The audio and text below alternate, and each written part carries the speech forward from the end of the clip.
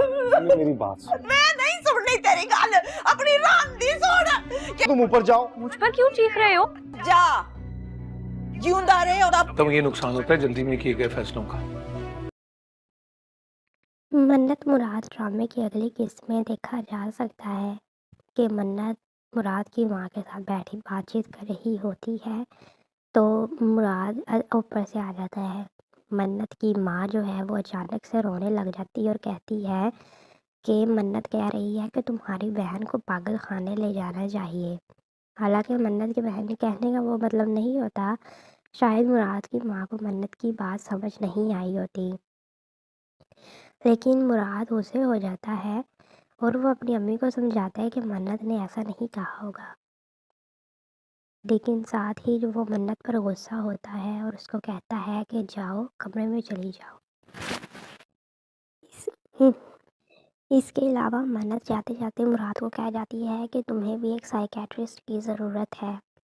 इसके बाद हम देखते हैं कि मुराद की बड़ी बहन जिसके घर रिश्ता हुआ होता है वो अपने माँ के घर वापस आ जाती है हमेशा की तरह अपने शोहर के ड्रामे लेकर।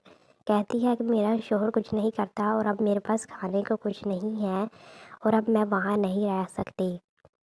उन दोनों की लड़ाई शुरू हो जाती है तो मन्नत की मुराद की माँ कहती है कि चलो अब क्या मतलब करना, अब तुम दोनों इसी घर में रह सकते हो। यानी ये मन्नत और मुराद के घर में अब एक और हंगामा बर्पा करेगा और इससे और ज़्यादा फसाद पैदा होंगे।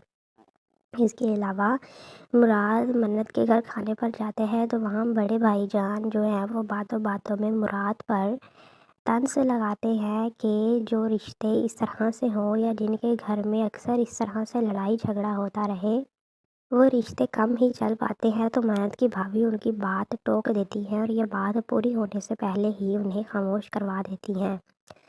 मन्नत मुराद ड्रामे में आजकल बहुत ज़्यादा सीन जो है वो हिट जा रहे हैं और इसके अलावा मन्नत मुराद ड्रामे में घरेलू लड़ाई और उनसे सबक हासिल करने के लिए बहुत कुछ है।